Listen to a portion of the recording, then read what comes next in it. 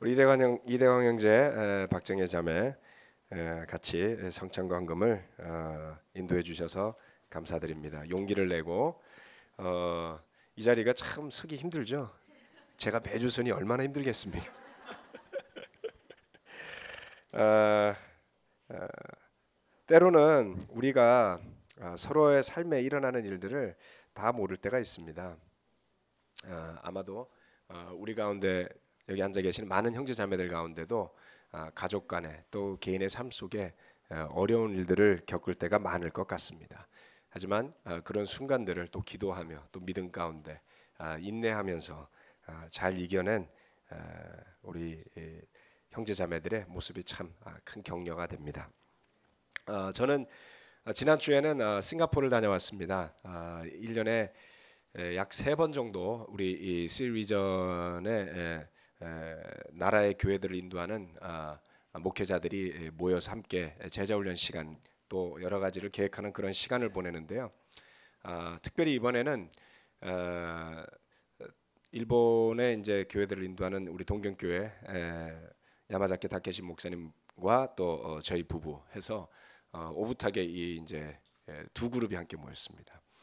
사실 동경교회하고 서울교회는 굉장히 가깝죠. 여러분 잘 아시겠지만 여러 가지 인력적인 리소스도 그렇고 또 우리 지금 이 자리에서 예배드리는 형제자매들 가운데도 동경에서 세례받고 오신 분들 내지는 그 가족들, 친구들도 많이 있습니다. 그리고 교회 스태프들 간의 교류도 굉장히 활발한 편이죠. 그래서 동경교회, 서울교회는 서로를 아주 잘 알고 있고요. 또 동남아의 말레이시아 그리고 인도네시아 교회는 또 서로 스태프들 간의 교류가 활발합니다. 비슷한 문화권이라서 말레이시아하고 인도네시아가 이렇게 비슷하대요. 비슷하답니다. 그래서 대충 들으면 서로 알아듣더라고요.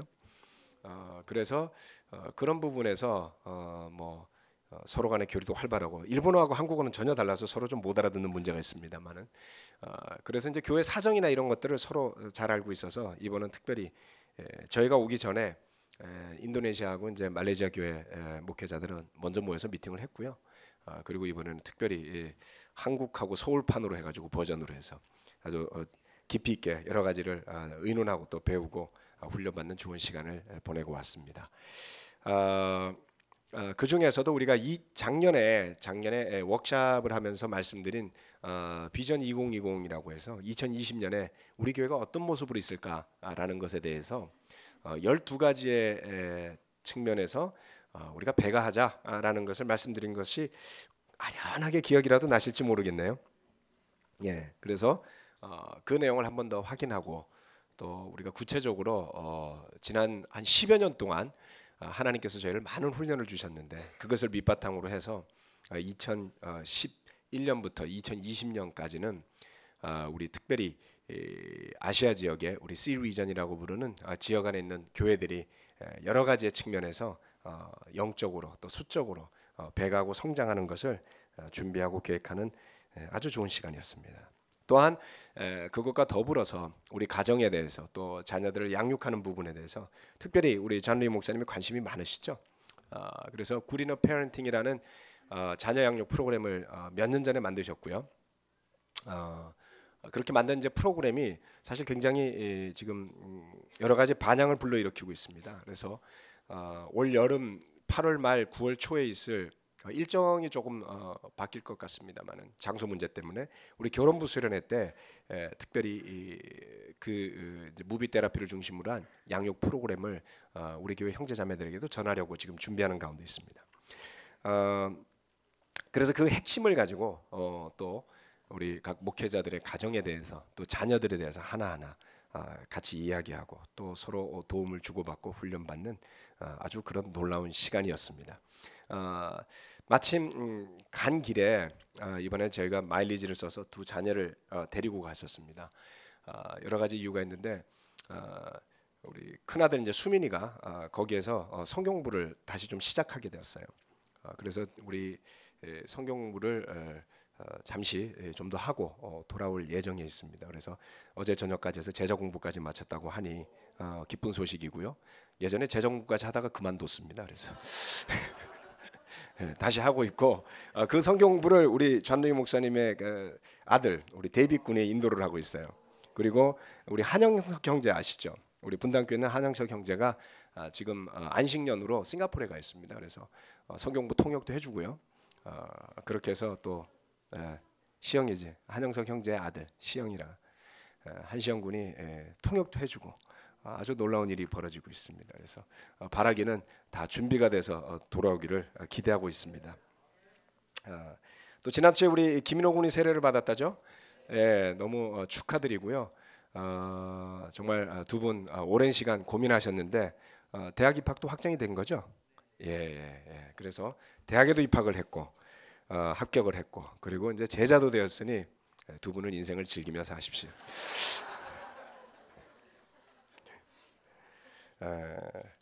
오늘은 뭐 드릴 말씀이 워낙 많습니다만은 정말 기쁘고 감사한 소식이죠. 잠시 짧게나마 우리 동남아시아 교회들에 대한 소식을 나누자면 싱가포르 교회가 작년에 한 90여 명 넘게 세례를 받았습니다. 그래서 1,100명이 넘는 교회로 지금 성장하고 있고요. 자카르타 교회는 제가 숫자를 정확하게 기억은 못하는데 100수십 명의 세례를 받았습니다. 그래서 자카르타 교회가 약 2,000명에 가까운데요. 수적으로 약 한 7%, 6% 가까운 성장을 했습니다. 그래서 굉장히 기쁜 소식이었습니다. 인도네시아의 교회가 하도 많아서 제가 다 실 수는 없고요.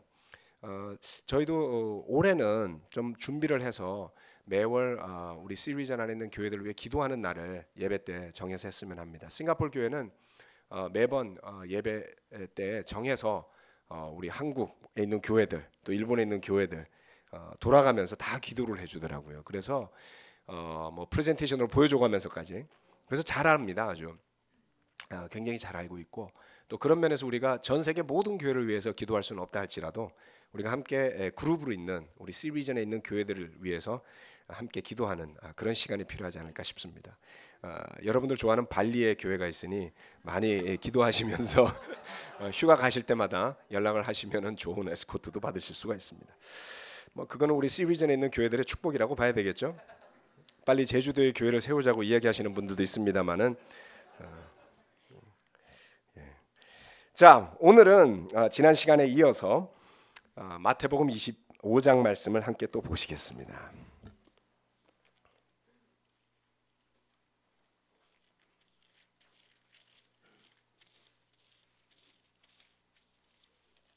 마태복음 5장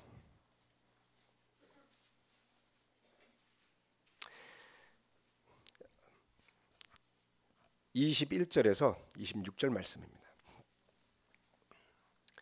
옛 사람들에게 말하기를 살인하지 말아라. 누구든지 살인하는 사람은 재판을 받아야 할 것이다 한 것을 너희는 들었다. 그러나 나는 너희에게 말한다.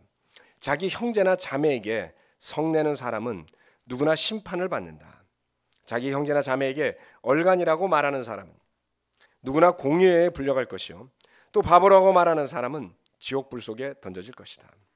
그러므로 내가 제단에 제물을 드리려고 하다가 내 형제나 자매가 내게 어떤 원한을 품고 있다는 생각이 나거든 너는 그 제물을 제단 앞에 놓아두고 먼저 가서 내 형제와 자매와 화해하여라. 그런 다음에 돌아와서 제물을 드려라. 너를 고소하는 사람과 함께 법정으로 갈 때에는 도중에 얼른 그와 화해하도록 하여라. 그렇지 않으면 고소하는 사람이 너를 재판관에게 넘겨주고 재판관은 형무소 관리에게 넘겨주어서 그가 너를 감옥에 집어넣을 것이다. 내가 진정으로 너희에게 말한다. 너희가 마지막 한 푼까지 다 갚기 전에는 거기에서 나오지 못할 것이다. 지지난주에 제가 올 1월 들어서 소금과 빛에 대해서 또 율법에 대해서 13절부터 해왔던 설교 말씀의 연장선상의 설교입니다. 오늘은 특별히 분노에 대해서 이 성경 말씀이 우리에게 전하고 있습니다. 형제에게 노하지 말라. 이게 오늘 설교 말씀의 주제입니다. 예수님은 이 산상수훈의 가르침 속에서 특별히 구약의 말씀을 들면서 구약의 말씀을 중심으로 해서 그에 대한 의미를 좀 더 심화시키는 가르침을 주시는 것을 볼 수가 있습니다. 여러분, 굉장히 중요한 부분입니다. 지난 주에 제가 율법에 대한 말씀도 더 드렸습니다만은 점점 더 우리가 오랜 시간을 제자로 지내게 되면서 깊어져야 할 부분이 어떤 부분인가라고 생각한다면 그것은 외형적으로 드러나는 행동에 대한 것이기보다는 내적으로 더 깊어지고 그리고 성품적으로 인격적으로 그리스도를 닮아가는 바로 그러한 일일 것입니다. 그러기에 이렇게 구약의 말씀을 중심으로 예수님이 설명하시면서 그 뜻을 풀어서 이야기하실 때에는 정말 주목해서 봐야 하는 것이라 이렇게 볼 수가 있겠습니다. 여기에서 예수님께서 말씀하신 것은 바로 10계명의 제6계명에 해당하는 살인하지 말아라 하는 것과 관련된 말씀이었습니다. 살인하지 말아라. 누구든지 살인하는 사람은 재판, 심판을 받아야 할 것이다 한 것을 너희는 들었다. 많은 군중들이 그 자리에 모여 있었습니다. 이 군중들은 이 율법서를 읽고 공부할 만큼 준비되어 있거나 학식이 높은 사람들이 아니었습니다. 그래서 예수님께서 그들에게 들었다 이렇게 표현하셨죠. 너희는 이런 것을 들었다라고 말씀하셨습니다.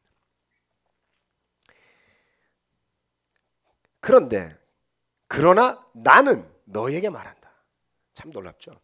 그들이 들은 것은 모세 율법에서 또 그것을 통해서 전해진 율법 학자들에 의해서 종교 지도자들에 의해서 들었던 내용들입니다. 그런데 예수님께서 이젠 내가 말한다라고 하시죠. 대단한 권위였습니다. 그래서 바리새파 사람들이나 율법 학자나 제사장들이 네가 누군데? 라고 말할 수 있었던 것이죠. 만약 한번 생각해 보세요. 누군가가 이 자리에 와서 내가 말한다. 그렇게 말하면 여러분 어떻게 생각하겠어요? 드디어 정신이 다른 나라로 가셨군요. 이렇게 생각하지 않을까요? 누가 감히 내가 말하니 이렇게 이야기하겠습니까? 예수님께서 그렇게 말씀을 하셨어요. 자, 그래서 예수님이 이렇게 말씀합니다. 내가 말한다. 나는 너에게 말한다.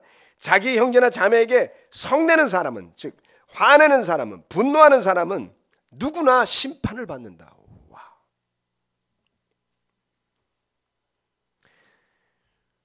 구약의 가르침은요, 살인하면 재판을 받는 거였습니다. 그래서 그 살인의 종류에 따라서 어떤 형의 처벌이 되는지가 나와 있습니다.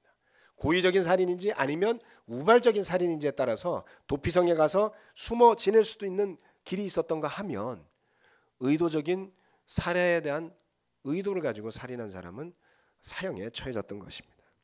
그래서 출애굽기 22장 13절 말씀에 나와 있는 살인하지 말아라 라고 말하는 10계명의 제6계명에 이어서 출애굽기 21장 12절 말씀, 레위기 24장 17절 말씀 등을 읽어 나가시다 보면은 살인한 사람이 받는 심판에 대한 기준들이 나와 있습니다. 그러나 예수님께서는 살인의 행동에까지 이르지 않았지만 형제 자매를 대해서 성내는 사람, 분노한 사람, 화를 쏟아낸다면 심판을 받을 것이다. 자, 이것은 보다 더 근원적인 문제를 이야기하는 것입니다. 형제 자매에 대해서 얼간이라고 말하는 사람, 바보라고 말하는 사람, 지옥불 속에 던져질 것이라고 했습니다. 이 지옥불이라고 말한 것은 그 당시에 게헨나라는 표현을 썼었습니다만은 그 예루살렘 주변에 골짜기가 있었다 그래요. 저는 아직 가보지 않아서 모르겠습니다만은 그곳에 이제 흰놈 골짜기라는 골짜기가 있었답니다. 그 골짜기는 쓰레기 소각장, 시체 소각장과 같은 곳이었다 그래요. 굳이 따지자면 우리 옛날에 그 난지도에 가면 쓰레기장이 있었습니다. 그렇죠? 난지도에 가 보신 분들 계신가요? 네. 제가 수방사 근무할 때 쓰레기 차에 선탑을 할 때가 있어요. 장교도 그런 것들 합니다. 그래갖고 쓰레기 차가 이렇게 세 대가 나가는데 덤프트럭 큰 걸로, 그럼 이제 선탑을 돌아가면서 해요. 수방사 사령부에 근무하는 모든 장교들이 돌아가면서 이제 위관들이 합니다만 쓰레기차 선탑을 나간 적이 있었습니다. 그래서 난지도 깊숙한 곳에까지 제가 들어갔다 온 적이 있어요. 아마 거기까지 가보신 분 많지 않을 거예요. 쓰레기 줍는 게 여러분의 직업이 아니었다면. 어메이징 할 정도로 놀라운 쓰레기 더미였습니다. 그 안에 들어가면 아무것도 보이지 않아요. 완전히 쓰레기만 있습니다. 발에도 있어요. 여러분 그 성산동 주변에 사시던 분들은 그 냄새가 얼마나 지독했는지 아시죠? 네. 말하자면 바로 그러한 곳이었어요. 그런데 쓰레기를 태웠던 곳이었습니다. 이 게헨나라는 곳은. 그래서 정말 모든 사람이 가고 싶어하지 않는 지옥불이라고 표현한 것은 그 쓰레기장에서 타는 불들, 혐오스러운 불들, 시체를 소각하는 불들, 화장장과 쓰레기장, 소각장을 다 한 곳에 합쳐놨으면 누가 감히 그곳에 가고자 상상이나 하겠습니까? 그것이 바로 지옥에 대한 비유였던 것입니다. 이곳에서는 얼간이와 바보라고 말한 것은 욕이에요. 욕. 미국 사람들 보면 욕이 몇 가지가 있습니다만 그 중에 제일 나쁘다고 취급받는 욕이 이제 F자로 시작하는 욕이 있고요. 그다음에 S자로 시작하는 욕이 있어요. 그래서 그 욕을 성경에 써놨다고 생각하면 여러분 기분이 어떠세요? Americans, how do you feel? 여기 국제부 사람 좀 있습니다만 그렇게 써놓은 거예요. 그렇죠? 그 당시에 가장 혐오스러운 욕이 성경에 기록되어 있습니다. 그래서 이거를 보는 사람들마다 아마 움찔움찔했을 거예요. 어떻게 이런 말을 여기다가 써놨나? 가장 혐오스러운 욕이었다고 그래요. 얼간이라고 부르고 바보라고 부르는 욕은 인격적으로 그 사람을 가장 멸시하는. 우리나라는 욕이 너무 많아서 대표 욕을 말할 수도 없습니다. 미국에는 욕도 별로 없어갖고 맨날 똑같은 욕만 해. 우리나라는 막 영화마다 볼 때마다 깜짝깜짝 놀랍니다. 신조어가 생겨나고 새로운 시대에 맞춰서 요즘 젊은 애들이 하는 욕은 들어도 알지도 못해 우리. 어떻습니까? 지옥에 떨어질 거라고요. 우리 함께 고민해봐야 됩니다. 얼마나 강력한 선언인가? 얼마나 강력한 선언인가? 행동에만 심판이 있다고 믿었던 유대인들은요 위선적이 될 수밖에 없었습니다. 행동만 안 하면 되었거든요. 하지만 마음 안에서는 온갖 추악한 것들이 들어있을 수 있었던 것이죠. 그래서 예수님께서는 그와 같은 율법주의에 아주 대못을 박으신 거예요. 올바로 하나님이 보시기에 거룩한 삶을 살고자 한다면 행동으로 안 했다고 한다고 의롭다고 말하지 말아라. 사람을 죽이지 않았다고 해서 심판받지 않을 것이라고 생각하지 말아라. 그 마음 안에 성내는 분노하는 마음이 있었다면 그것으로 말미암아 심판을 받을 것이다. 마음에서 일어나는 작용에 대해서도 우리 모두가 주의를 기울여야 함을 이야기하는 것이죠. 여러분 언제 화가 납니까? 그렇죠? 언제 많습니다. 운전하다 말고 자동차가 앞에 끼어들 때 화내시는 분들 많죠. 우리 형제들 중에서 특별히 많습니다.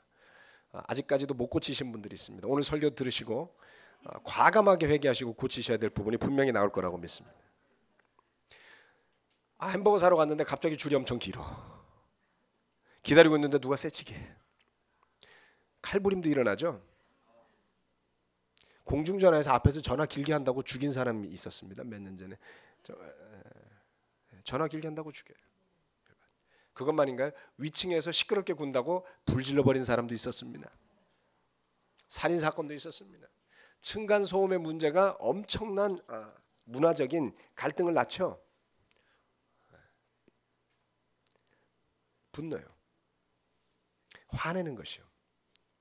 무시당할 때, 상처 입을 때, 내지는 성격이 안 좋아서 누가 아무것도 안 해도 화내는 사람이 있어요. 그런 사람을 우리 삶의 덫이 엄청 많은 사람이라고 그랬죠. 그렇죠? 그것을 신경정신과 쪽에서는 보더라인 퍼스널리티 디스오더라고 부릅니다. 경계선 인격 장애. 아침부터 저녁까지 쉴 새 없이 화내는 사람이 있습니다. 어떨 때는 기분이 엄청 좋다가도 뭐 다 해줄 것처럼 굴다가도 그 다음 날은 갑자기 뒤집어져 가지고 화내고 신경질 내는 사람들이요. 정말 별의별 사람들이 이 세상에 많습니다. 우리도 그 가운데 일부죠.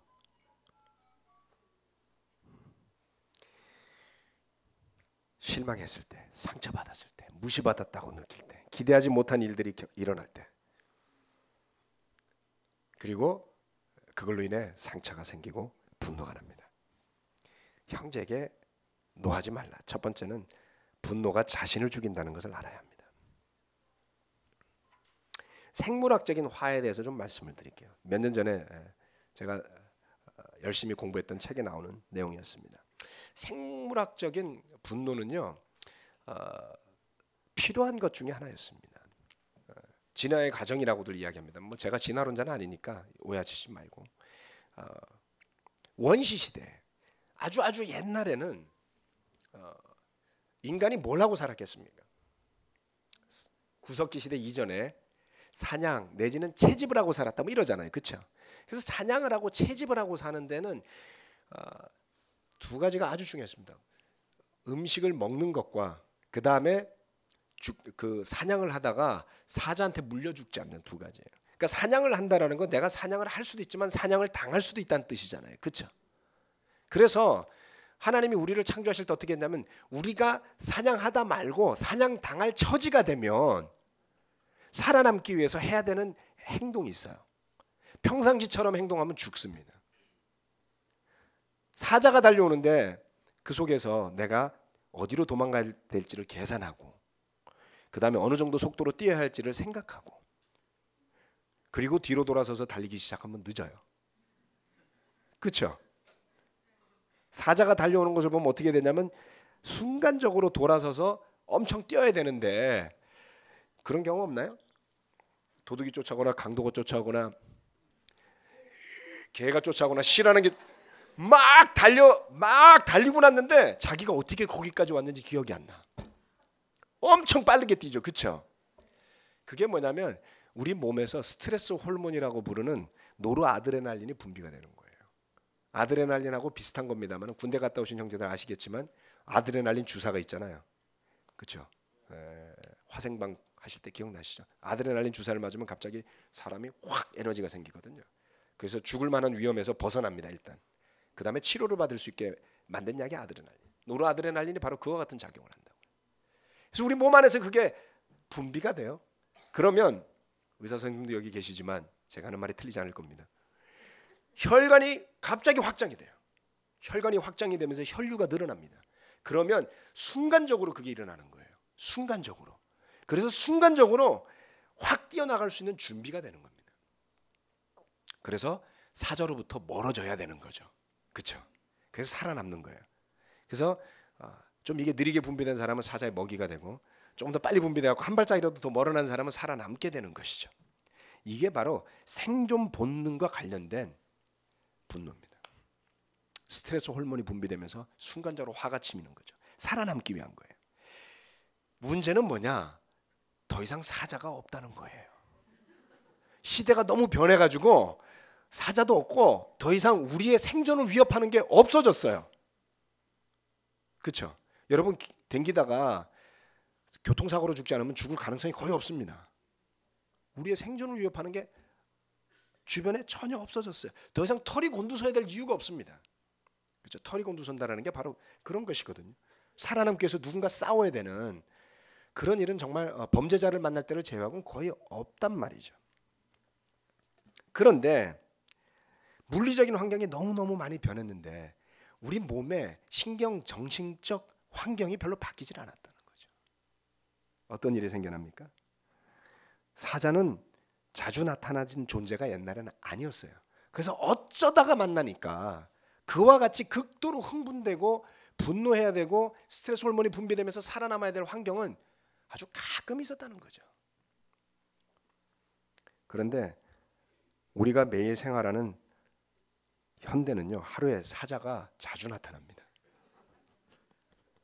가짜 사자가 시도 때도 없이 나타나요. 문자 메시지를 통해서 나타나기도 하고요. 이메일을 통해서 나타나기도 하고요. 전화를 통해서 나타나기도 하고요. 자녀를 통해서 나타나기도 하고요. 심지어는 내가 사랑한다는 아내나 남편을 통해서도 나타나는 법이죠. 집에서 키우고 있어요? 네. 여러분 일주일에 몇 번이나 이런 상황에 노출이 되십니까? 주간 단위로 노출되시는 분들이 있고 일 단위로 노출되시는 분들이 있고 시간 단위로 노출되시는 분들이 있을 거예요. 이것이 지속되면요. 비만에 걸릴 가능성이 높아집니다. 왜요? 무의식 중에 지속적으로 에너지를 보충하는 것이죠. 그리고 뭐든지 갑자기 에너지를 쓴다는 건 좋지가 않잖아요. 혈관을 인위적으로 갑자기 늘리니 그 혈관이 스트레스 받지 않겠습니까? 그래서 관상동맥에 문제가 생깁니다. 심장에 있는 심혈관계에 문제가 생기죠. 그래서 열심히 연구를 한 사람들이 있습니다. 노스캐롤라이나의 대학 병원에서 연구를 했어요. 약 300여 명의 사람들을 수십 년에 걸쳐 가지고 서칭을 한 겁니다. 수십 년에 걸쳐 가지고 했는데 어떻게 구분을 했느냐? 중년을 넘어가 한 수십 년에 걸쳐서 했는데요. 화를 자주 내는 사람 그리고 그렇지 않은 사람을 비교한 겁니다. 자, 자주 화를 내는 사람, 성질 급한 사람, 성질 안 좋다고 평가받는 사람들 가슴에 손을 얹고 고민해 보세요. 13%가 사망했습니다. 중년에 이르렀을 때. 거기에 반해서 자주 화를 내지 않는 온순한 성격의 사람은요. 약 2%만 사망을 했다는 거죠. 사망률이 몇 프로 차이가 나죠? 6배가 차이 납니다. 6배가 차이가 납니다. 그 다음 화를 자주 내는 적대적인 성향을 가진 사람은요. 스모킹, 담배 중독자, 아주 습관적인 흡연자가 될 가능성이 아주 높고요. 더 많은 술을 소비하거나 더 많은 칼로리를 소비할 성향이 높다고 합니다. 그 이야기는 뭐죠? 비만이 될 가능성이 높다는 것입니다. 자, 스트레스는 말씀드렸다시피 화를 내고 말고를 떠나서 받을 때 내재된 화도 포함되는 거예요. 밖으로 표현하진 않지만 밖으로 자주 성질을 내진 않지만 속에서 부글부글 끓어오르는데 표현을 안 하시는 분들도 여기에 포함이 됩니다. 그래서 뭐라고 표현을 하냐면 화를 자주 내는 사람은 그것을 매일매일 내는 사람은 매일 치명적인 독약을 아주 묽게 해서 매일 먹고 사는 사람과 똑같다고 그래요.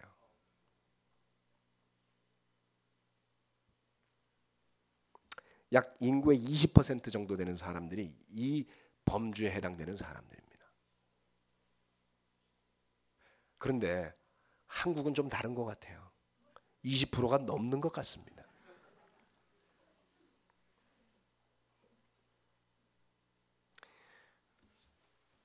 어떻게 되는 것이죠? 분노, 실망. 그리고 바로 그와 같은 분노와 실망이 끝나고 나면 남는 찌꺼기가 있어요. 그게 뭔지 아세요? 쓴마음입니다.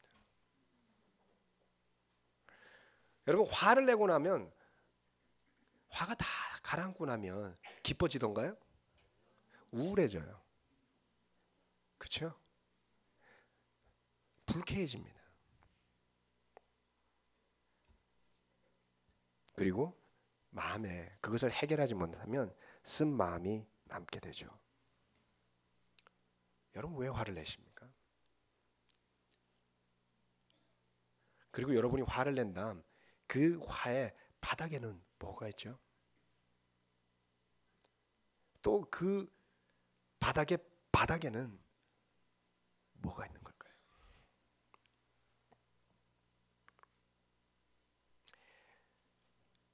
그 쓴 마음의 바닥에는 물론 성품적으로 타고난 부분도 있을 수 있습니다. 그건 어떻게 할 수 있는 것은 아니죠. 유전적이니. 그러나 우리 가운데 많은 사람들이 어린 시절 성장하는 과정 속에서 올바르게 양육되어지지 못하고 적당하게 양분을 받지 못한 채 자라나서 결핍이 생겨난 것들이 많이 있을 수 있다라고 심리학자들은 이야기합니다. 우리 재작년이었죠. 결혼부 수련회 때 말했던 삶의 덫에 대해서 세 가지의 덫이 있습니다. 결함과 수치의 덫이 그 중에 하나고요.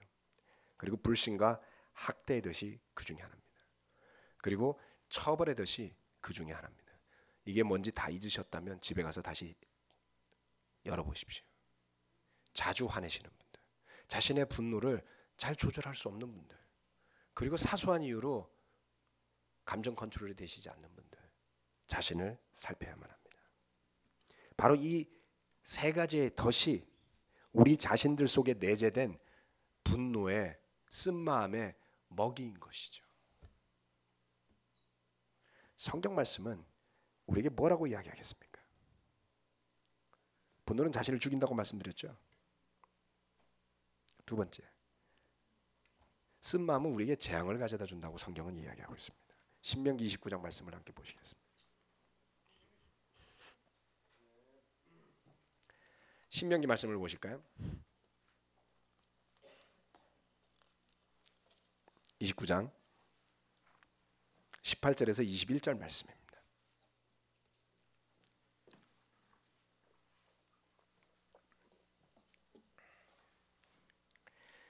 당신들 가운데 남자나 여자나 가족이나 지파가 주 우리 하나님으로부터 마음을 멀리하여 다른 민족의 신들을 섬기려고 해서는 안 됩니다.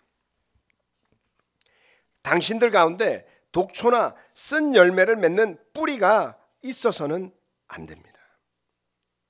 그러한 사람은 이런 저주의 말을 들으면서도 속으로 자기를 달래면서 내 고집대로 하여도 만사가 형통할 것이다 할 것입니다.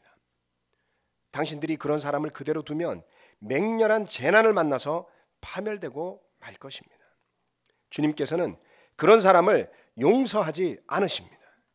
주님께서는 그런 사람에게 주님의 분노와 질투의 불을 퍼부으실 뿐만 아니라 이 책에 기록되어 있는 모든 저주를 그에게 내리게 하실 것입니다.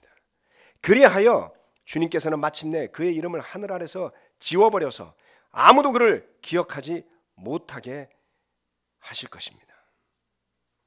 주님께서는 그런 사람을 이스라엘의 모든 지파 가운데서 구별하여 이 율법책의 언약에 나타나 있는 온갖 저주대로 그들에게 재앙을 내리실 것입니다. 얼마나 두려운 저주인가요? 독초나 쓴 열매를 맺는 뿌리가 있어서는 안 된다. 우리 가운데. 그런 것은 어떤 것이죠? 하나님으로부터 마음을 멀리한다고 그래요. 다른 민족의 신들을 섬기려고 하는 사람들이 그렇게 될 것이라고 했습니다. 그런데 그 마음에 쓴 열매, 독초나 쓴 열매를 맺는 뿌리는 정말 무엇을 의미하겠습니까? 고집대로 사는 사람인 것이에요. 이래도 나는 괜찮을 거야. 저주하라 그래. 누가 뭐라 그러겠어? 분노에 차서 자기 멋대로 행하는 사람에게 내리는 저주는 끔찍합니다. 히브리서 말씀을 함께 보실까요?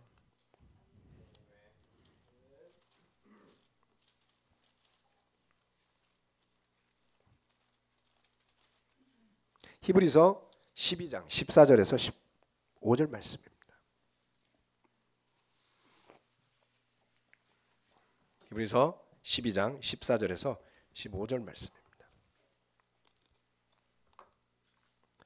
모든 사람과 더불어 화평하게 지내고 거룩하게 살기를 힘쓰십시오. 거룩해지지 않고서는 아무도 주님을 뵙지 못할 것입니다. 하나님의 은혜에서 떨어져 나가는 사람이 아무도 없도록 주의하십시오. 또 쓴뿌리가 돋아나서 괴롭게 하고 그것으로 많은 사람이 더러워지는 일이 없도록 주의하십시오. 연결이 되죠. 모세가 그 말을 기록한 뒤로 1400년이 지난 뒤였어요. 그리고 이 히브리서를 쓰는 사람이 그 의미를 정확히 깨달아서 다시 전달하고 있습니다.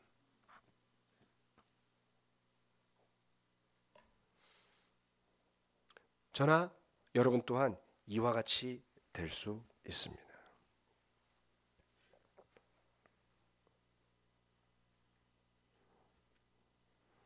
스스로를 잘 다스리고 고백하고 도움받지 않는다면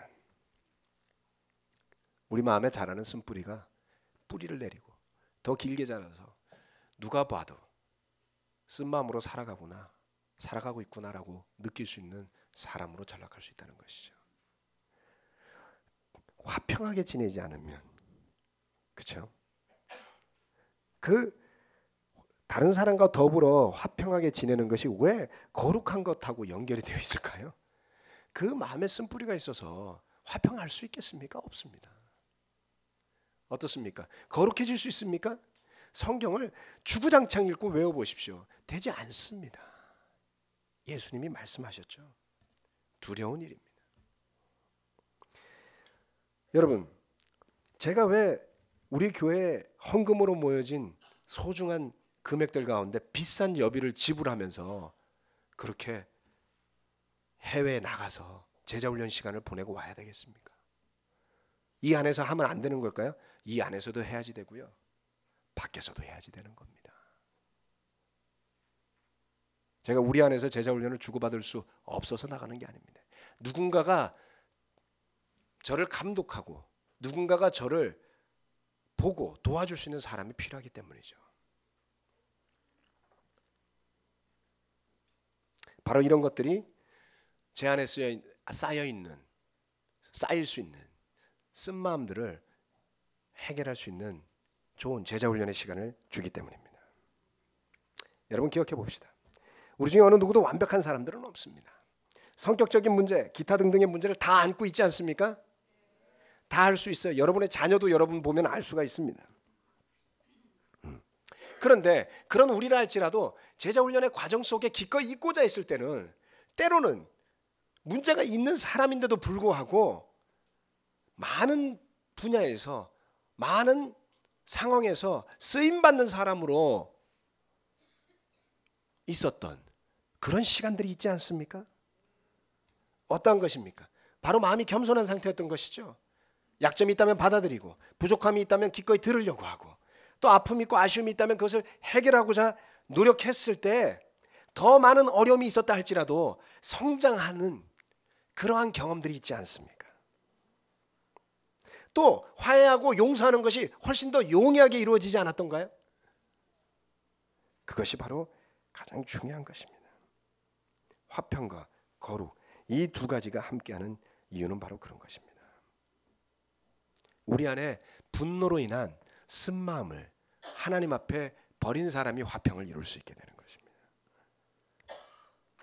우리에게 성경적인 거룩한 두려움이 우선 필요합니다. 왜 협박하십니까?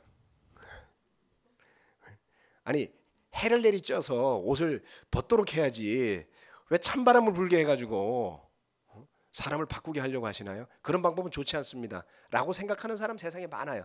저도 그렇게 생각해요. 근데 성경은 두 가지를 같이 합니다. 강온이 함께하고 있죠. 여러분 하나님이 우리보다 똑똑하지 않은 분이 아니에요. 여러분 성경 판단하지 마세요. 여러분의 수준은 성경 발바닥 아래도 못 가 있어요. 그렇죠? 하나님이 그렇게 하신 이유가 있다는 것을 심리학자들이 밝혀내고 있어요. 뭔지 아세요?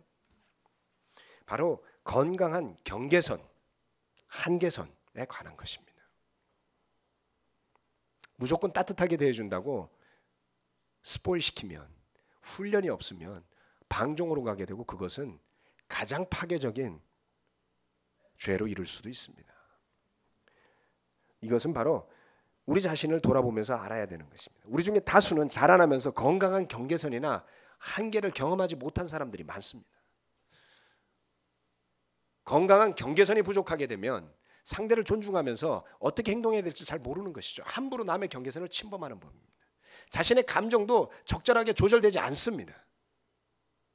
왜 하나님께서 축복과 재앙을 함께 신명기에서 선포하셨겠습니까? 약속이 있습니다. 그렇지만 마음대로 한다고 그것이 이루어지는 것이 아님을 분명한 경계선으로서 거주시는 것이죠. 그러기에 성경에서 말하는 경고는 바로 우리에 대한 협박이 아니라 건강한 의미에서의 경계선을 그어주는 것입니다. 그러기에 우리 모두가 교회 오면 행복하고 좋기 때문만 교회로 온다고 생각하시면 착각이에요. 그러다가 기분 상하면 그 다음부터 안 오시니까요. 경계선이 분명한다. 우리가 두려워하는 마음을 가지고 내가 자주 분노한다면 깨달아야지 되는 것입니다. 제가 예전에도 설교하면서 말씀드린 적이 있습니다만은 저는 흔히들 이야기하는 타입 A person. 타입 A가 뭐냐면 성질 급한 사람. 아까 말했죠. 20%. 그 20%의 전형에 해당하는 사람 중에 하나가 저입니다. 저는 모르고 살았어요. 네. 제가 자라는 과정에서 집안에서는 별로 화를 낸 적이 없습니다. 어디 가서 뭐 싸움박질하고 다닌 적도 그렇게 많지는 않습니다. 그런데 성품적으로 공격적인 성향이 강한 사람이에요. 제가 하나님을 떠나야 되겠다고 생각한 적은 없지만 화가 머리끝까지 치밀어서 이혼해야 되겠다고 생각한 적은 있습니다.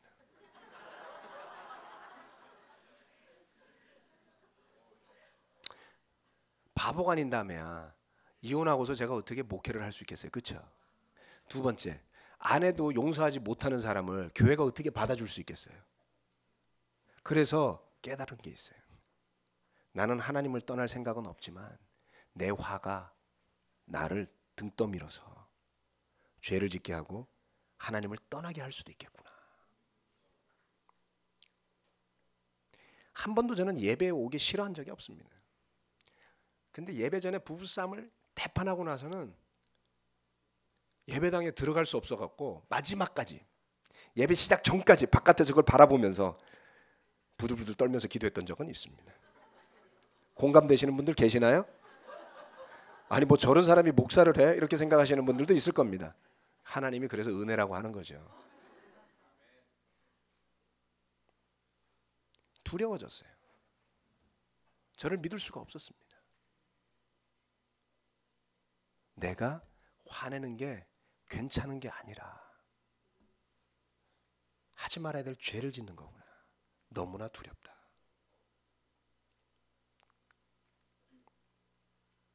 오랜 시간 동안 훈련받고 또 훈련받습니다. 제가 돌아보면 그래요. 서울 그리스도교회 담임 목사 자리는 좋은 자리인가요? 힘든 자리인가요? 좋기도 하고 힘들기도 해요. 좋은 것도 있습니다. 나쁜 것만 있는 거 아니에요. 그렇죠? 어디든지 그 단체의 대표가 된다는 건 좋은 게 있잖아요. 권한도 있고요. 권한도 있어요. 네, 교회 운영 제가 하지 않습니까? 스태프들과 더불어서 하지만 많은 결정권을 제가 가지고 있습니다.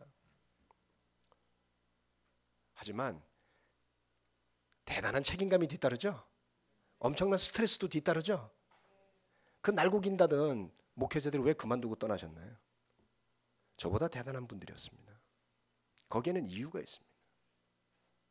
다는 알 수 없지만 견디기 힘든 자리였다라는 것이죠. 제가 화날 만한 일이 많겠습니까? 적겠습니까? 아주 많습니다. 그러면 가뜩이나 저희 집안은 고혈압 집안인데 거기에 대해서 자주 자극받으면 혈관 노화도 빨리 진행될 것이고 성격도 더 나빠질 것이고 저희 부부는 불행해질 것이고 저희 자녀들도 불행해질 것이고 결국에는 그만둬야 돼요. 이거는 옵션이 아닙니다. 여러분. 반드시 이루어야만 하는 회개의 과정인 것입니다. 화내는 것을 정당화하지 마십시오. 에베소서 4장 30절 말씀을 함께 보시겠습니다.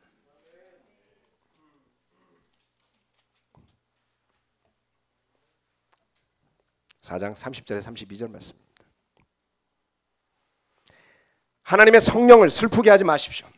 여러분은 성령 안에서 구속의 날을 위하여 인치심을 받았습니다. 모든 악독과 격정과 분노와 소란과 욕설은 모든 악의와 함께 내버리십시오. 그 대신에 뭘 하라고 합니까? 서로 친절히 대하며 불쌍히 여기며 하나님께서 그리스도 안에서 여러분을 용서하신 것과 같이 서로 용서하십시오. 아멘.